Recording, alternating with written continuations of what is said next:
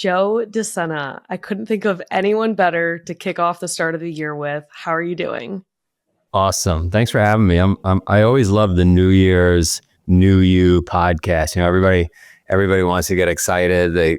They join the gym. They're going to change their life. It's the new year. And then they quit. And then February happens. Yeah, exactly. One of your biggest things that you talk about is mental resilience, and I want to get right into this. So you also wrote a book on mental resilience, the 10 Rules for Resilience, Mental Toughness for Families. So you've looked at this from all ends of the spectrum, not only within like family psychology, but through physical endurance and racing.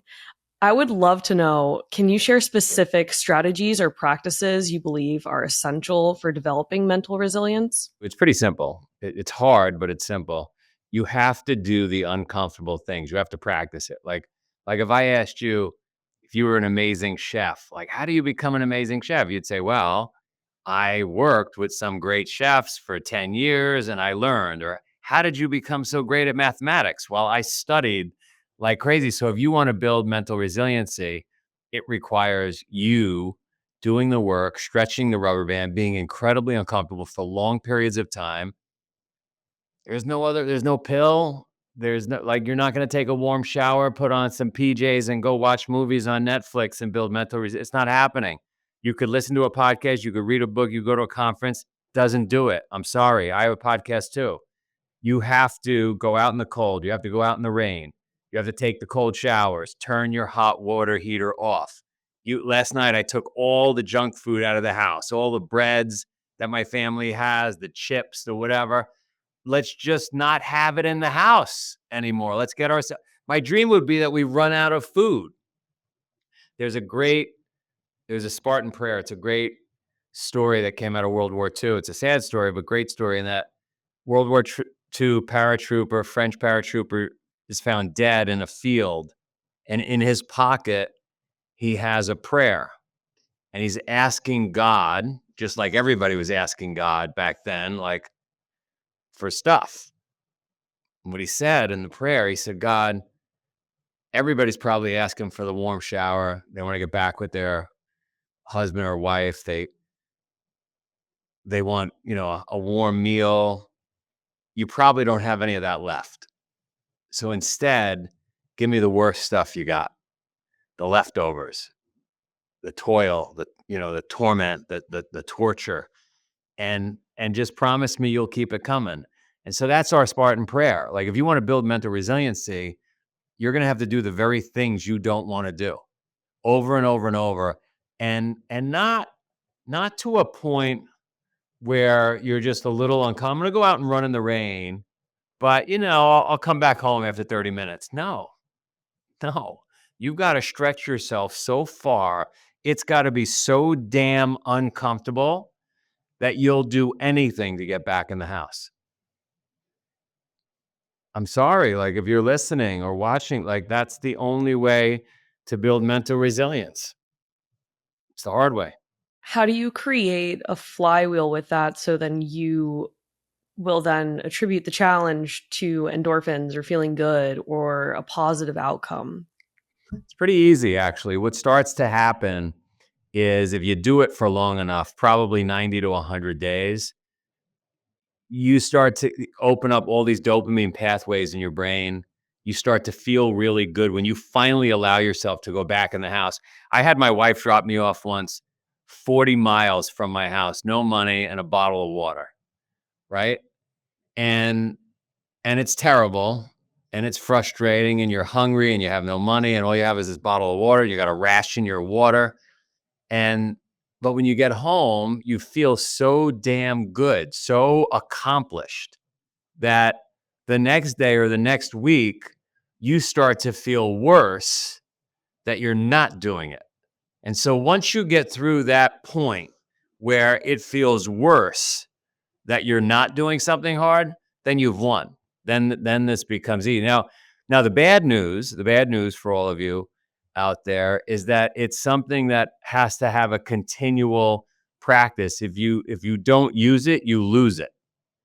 If you spend a month or two on the couch even though you've pushed through, even though you've got the flywheel, you spend a month on the couch eating popcorn, you start to lose it and you got to start all over again, which is why for most of my life, I just always signed up for hard things because I just never want to lose it.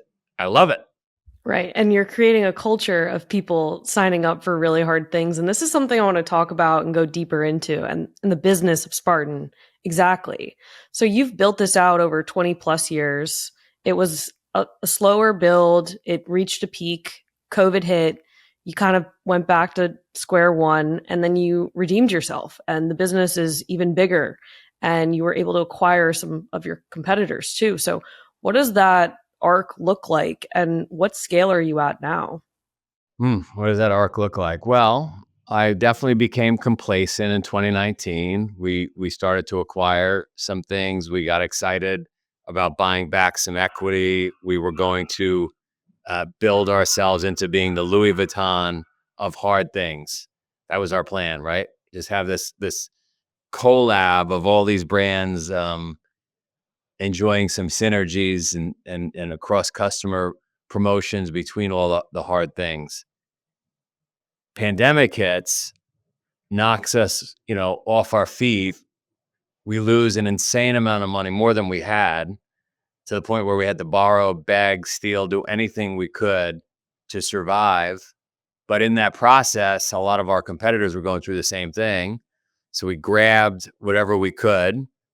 And our mantra and our strategy was simply don't quit. Just don't quit. Yes, we owe everybody money. Yes, we can't bring in any revenue. Yes, it's a disaster, but just don't quit. And I know it sounds simplistic and there's no, Harvard Business Review on this, but that was the plan, that was the strategy. And here we are in 2025. We're about to start 2025 and it's unbelievable. We're stronger, we're healthier, we're better than we were before the pandemic. Sure, we still have some blemishes and some things we have to burn off that carry over from, but like it's unbelievable that Winston Churchill saying just never ever ever quit actually works. How many races have you done to date and how expansive has this been? I know that you've traveled worldwide. So how did you get Well, to the we're point of 45 countries expanding we that? operate in. We've had 11 million people cross the finish line. We will put on 1,100 events this year. It's a phenomenon. It's a cult following. It's a religion. It it ends up in hundreds of thousands of tattoos on people's body. I had a guy send me a tattoo once. He got our logo tattooed on his face. Oh my So there's not gosh. a lot of brands, or religions, by the way, where you see that. Have you noticed over the years the community become one of the largest factors of carrying it forward? Like how has the community impacted the business and the brand? It's all community. The whole business is community. This business would not work if 1 + 1 wasn't 5. In other words, you sign up, you get the tattoo, you're all bought in, it changed your life. You bring 3 friends, they each get 5 friends. That's what this is. That powerful um, velocity, that's attributed to people talking to other people. I'm trying to think of the word, the viral coefficient would be the term I'm looking for, right? Like, what is your viral coefficient if you've got a company? Because if it's one-to-one marketing, if you go out and spend $1 and bring in, $2 of revenue and that's it, doesn't really work. But the founders of Zynga, that game, taught me that you have to have a viral coefficient where, you're getting 3, 4, 5 times the return because people are so into the community. Do you think that's an essential part of an events driven business or any kind of business? Well, if you don't build a community, if you don't stand for something, if it's not a lifestyle, then it's just an event, and events are tough. Like if there was a torrential storm with tornadoes and hurricanes, our customers show up. If it was just an event, they probably wouldn't. Right, right. And because of that, the community, the events, this has changed people's lives. A lot of people might, not think that or realize that, but putting your body through something so physical and mental at the same time does unlock new reward pathways and ways to view the world. So bringing friends and embarking in it, I'm sure you've changed many lives. Oh my God. 11 million lives. I mean, every day I get emails that will blow your mind. I got emails yesterday from Ukraine. We put on an event there, not too long ago, and the photos that are coming out of that event with the adaptive athletes, and just it's very powerful emotionally when you see stuff like that. So all day, every day, I get an email, I get a message, I get somebody whispering in my ear at an event. Back with my husband, I'm back with my wife. I gave up drinking, I gave up drugs, I lost 200 pounds. I didn't kill myself. So, like, again, not a lot of brands, you know, thank you, Hermes, for selling me that handbag. You saved my life. Like, there's just not a lot of brands that, And why do you think that is? because, and by the way, before I answer that, this wouldn't be the case if it was 1,000 years ago, right? 1,000 years ago, if you and I were selling couches, penicillin, and Netflix, people would be saying you changed my life because we got them out of the mud, away from the disease, into the house with indoor plumbing. Today, everybody's staring at a phone 15 hours a day, right? They're eating garbage, processed food. I don't care who's selling it to you, the biohack, it doesn't matter. If it's in a bag, it's garbage. And they don't feel good. They're under fluorescent light and on devices. They don't feel good. So you take people outside and you make them breathe, and they sweat and they meet other cool people and they suffer and they carry sandbags and they're crawling under barbed wire and they're bleeding and they feel alive. And then they got to take a cold shower at the end. Hopefully their car is stuck and they got to push it out. Like, it's life changing. It's interesting to think like that and understand how comfortable our society has gotten that just an act of going outside and putting your body through physical endurance will actually make you feel alive again because we're so desensitized to reality. That's right. And so if we think about this and how trends in the fitness world have evolved over time, what do you think has worked out to your benefit and what do you think will shape the future? I think AI is going to help us tremendously because it's going to help our office staff operate at a much more efficient level. We'll be able to do more with less.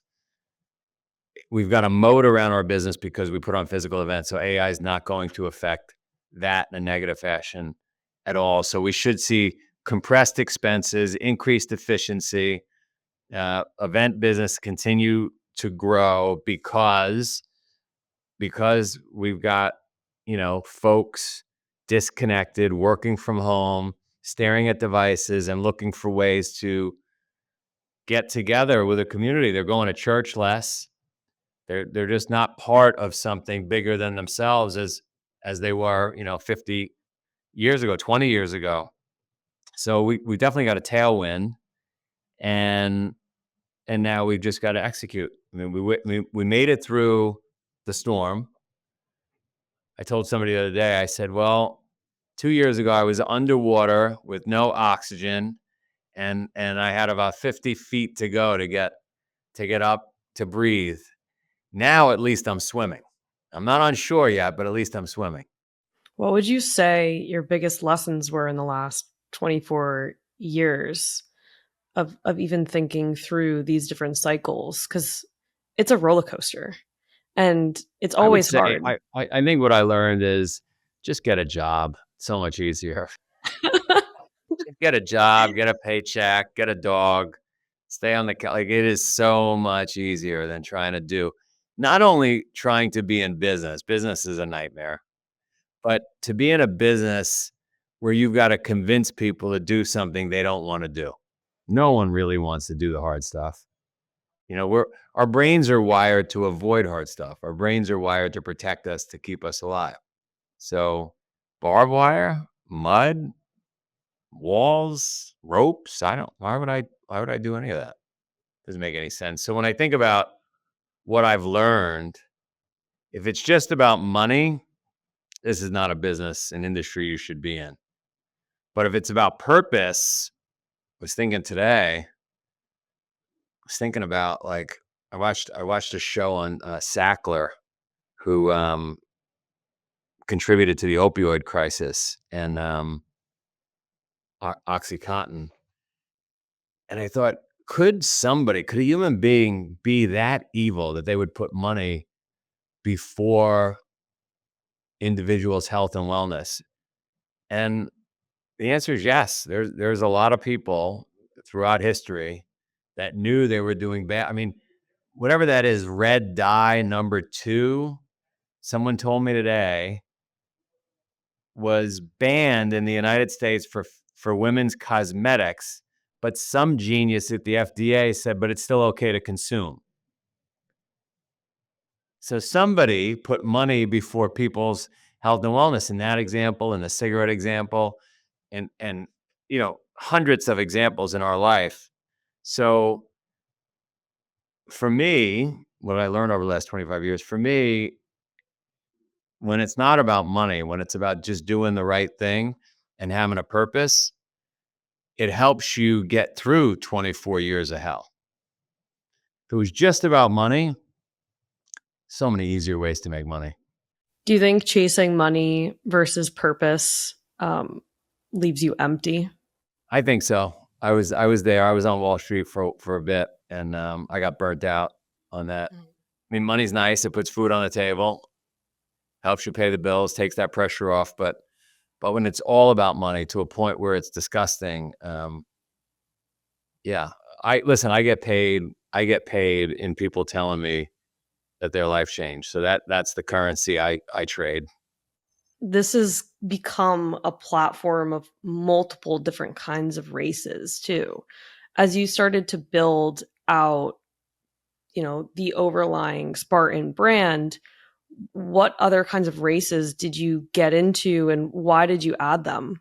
Yeah, so one of the disciplines we started with is obstacle racing, right? So you're tackling obstacles and running. But then we got into trail running, and we got into functional fitness, we got into hiking, we got into mountain biking, paddle boarding. Why? Well, imagine you and I owned an aquatic center, a giant swimming pool with a roof on it and a beautiful place to hold events and have people train in the water. It would be silly if the only events we put on were backstroke events. I mean, we got this pool, we got this giant investment, right? We should probably have some other types of swimming events going on. I don't know if we'd get into synchronized swimming or not, but certainly, um, certainly there'd be a whole bunch of other swimming events that we would host at our facility. And that's the way we think about it. We don't know what's going to tickle that person into getting off the couch. Might be mountain biking, might be hiking, might be running, etc.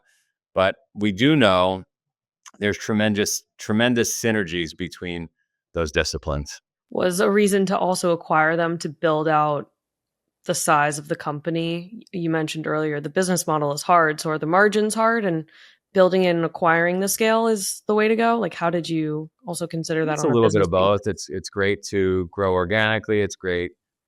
We've proven to acquire. It's a very low margin, very, very tough business. And we've got to be very creative on how to make sure, there's enough of a margin to grow because of our purpose. Our purpose is to change 100 million lives. So if you want to change 100 million lives, you've got to figure out how to generate enough capital to continue to grow and continue to go out, throw your nets out there and reach out to people.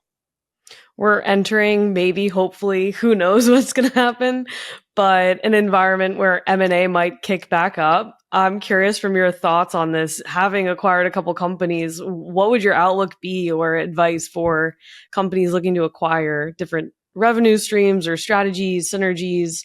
Yeah, I would say just, stick to your knitting. Know and understand what your business is. Make sure it's accretive. Make sure you've got, you're getting a good deal. And then I'm a big believer in trying to keep the team you acquire in place. especially if they're founders, because they're aggressive, they're hungry, and when you become a little bigger as an organization, you become bureaucratic, whether you like it or not, and complacent, whether you like it or not. I mean, great examples throughout business history, whether it's the Kodaks or the Enrons or the WorldComs, or go down the list of companies that were killing it, literally killing it, and then just vanished. Um, and that's why they become complacent. So so just make sure that you keep some of that excitement that those companies you could acquire have, right? Because those entrepreneurs, that the way they operate is the way Google tries to, when you go to Google's campus, there's a big dinosaur, and they keep the dinosaur there because they want to remember that they shouldn't go extinct, right? They need to be constantly iterating and be innovative, et cetera, et cetera. Hopefully they don't go extinct. That's right. I'm curious from your personal perspective, how have you thought about the fitness industry from an investment standpoint? So you've been a part of it. You've been a part of cycles. You've been a part of, I'm sure, investments too. Maybe you have like an angel investment track record. But how would you view the fitness industry as an investment space? Or is it more interesting to think of it as a consumer and all the fun things that you can try and challenge your body with? Well, I think consumers are pretty fickle. I think we get excited about, 10-minute abs, and then we want 5-minute abs, and we want to do CrossFit, and then we want to do F45, and then we want to do Orange Theory. And again, we really don't want to do any of it. And so the new shiny object hopefully gets us excited to get to the gym and sweat. And then we're going to track ourselves with, heart rate monitors and wristbands and rings. I think it's great that there's all these, tremendous innovations and companies out there and investors that are supporting these advancements and ways for us to get healthier and get fitter. But it is a finicky industry, and so you got to be careful. When Peloton was through the roof, I said to my team, most of those Pelotons are going to become clothes hangers. Why did I say that? Because I remembered in the 1980s my dad buying a Soloflex, which you wouldn't know, and it was badass. It was all the commercials were great, the imagery, the media they created was fantastic, and all you had to do was buy this $600 thing, and you brought it home, and you were going to look like that. And very quickly, I saw clothes hanging from it, wasn't being used, and so yeah, it's a very finicky industry. We've been able to stay relevant, I believe, because we're a 2,500-year-old brand.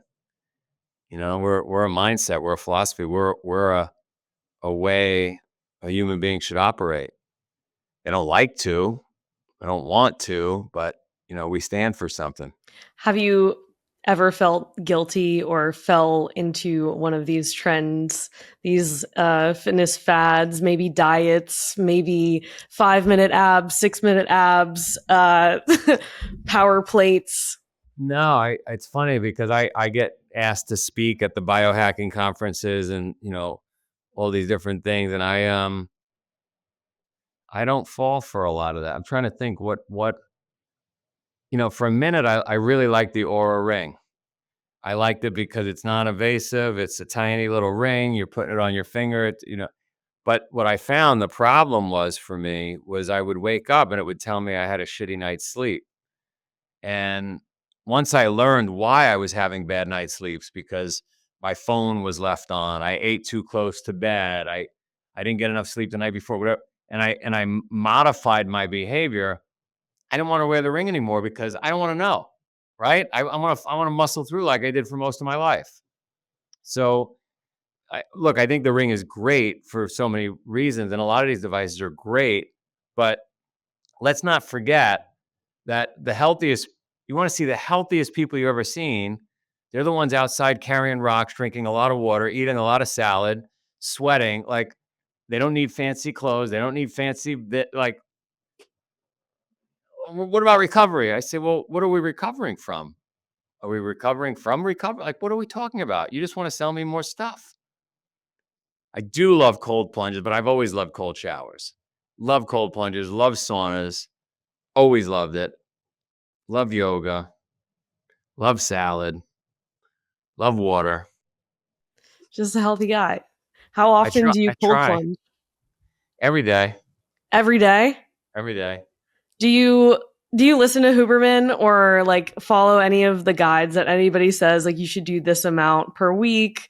You should like maximize it, not do it after cardio, any of that? Or you just think like trust your body, put it through what Well, you think it should put it I through? am taking some advice. I did see, I don't know if it was Huberman, who it was that said the science shows, which is contrary to what I've known my whole life. The science shows that doing cold plunge before a workout actually is better. Doing a sauna after workouts actually better. I didn't know that. And so I'm taking that science at its word, and that's what I do, is which I used to do anyway. First thing in the morning, I would do cold, but I used to also do it after a workout, thinking I was helping myself. But the science says don't do it after, do it before. So assuming that science is right, but I like it. I like it before, and I like sauna after. Yeah. I drink a smoothie beforehand, so I think that's my little cold plunge. That's funny. Yeah. I don't know. I mean, I think about all of this stuff really interestingly because every year around this time, we think, oh, let's just redo our entire fitness routine. Let's just like buy the most expensive thing possible. We probably got some things for the holidays as gifts, like, or maybe you got like a 10-pack to Orange Theory or something, and that's going to be the key to your success and your health. But maybe actually it's just having a routine and doing it every day or pushing yourself. If you were to restart your routine for this year, like what would that plan be for you? Same plan I've always had. I do the same thing over and over. I usually go for about 1,000 days in a row. So my prior 1,000 days was I was on that Airdyne bike pretty much every day, 300 calories a day. 1,000 days before that, I was on the farm because that was during the pandemic. But most of that time, I was carrying a kettlebell everywhere I went. That was part of my workout. In addition to, but it was Everywhere? everywhere. Yeah, everywhere. If I was in Vegas, I had to go give a speech or something in Vegas, and I walked through a casino, I had my kettlebell. If I was in a meeting, I had my kettlebell. If I had to go to a some sort of a anniversary thing in India, I had my kettlebell everywhere. Um, Dinner parties, everywhere. Now my latest is I do like a mini Murph every day. So this morning was 4 mile run. It's almost a 4 mile run every day. Um, 200 push-ups, although I just switched it to burpees, 100 pull-ups, a bunch of lunges, 100 lunges, and then some other little workout I do at night in the house. Okay, so we should all just start with that. Yeah, I would what I did, I just created this You May Die challenge. You May Die Before 2025 challenge. So feel free, if you email me, I'll get it sent to you. You could push it out to everybody. It's a point system. So I'm giving X amount of points for every block of 100 burpees you do each day. We just started yesterday. And I'm giving X amount of points for every mile run or walk, X amount of points for every block of 100 pull-ups. And then there's points for sprints, and there's bonus points, which I haven't told anybody what they are yet, for a 1 mile farmer's carry with 30-pound dumbbells for male, 20-pound dumbbells for female. So it's stuff like that. You gamify it. It seems to get people excited. I've got a few thousand people in the group. What do you win? I don't know yet. I haven't come up with what I'm going to give people. Last year I gave some cool things away. I invited a bunch of people to come to our farm during the summer. We have anybody that wants to come, by the way, anybody in your audience wants to come to the farm end of June or during the winter death race, end of January. But end of June, we have the death race, and I got a lot of crazy stuff going on. So you're welcome to come. I love that. That's great. Yeah. Do you have any favorite races that you guys throw? Is it the death race? I mean, I love the death race. I love M2O in Hawaii. I love the world champs in Abu Dhabi, Croatia. I love them all. I was just in Florida at one of our events. I was at DECA World Championship this weekend. I love them all. Selfishly, if not if I am planning on doing one this year with my friend Maddie. We're both like fitness junkies and we live in LA and you have a couple in LA. So how do we prep for this? So What I would should be our course challenge of you. action? I would challenge you. You and your buddy Maddie have to bring 298 more people on me, no charge. So you're Okay. going to build a group of 300 people. You've got from now till that first race in LA. And again, there's no charge. But if you want to see how hard my business is, Hmm. how hard it is to convince people to do it, again, no charge.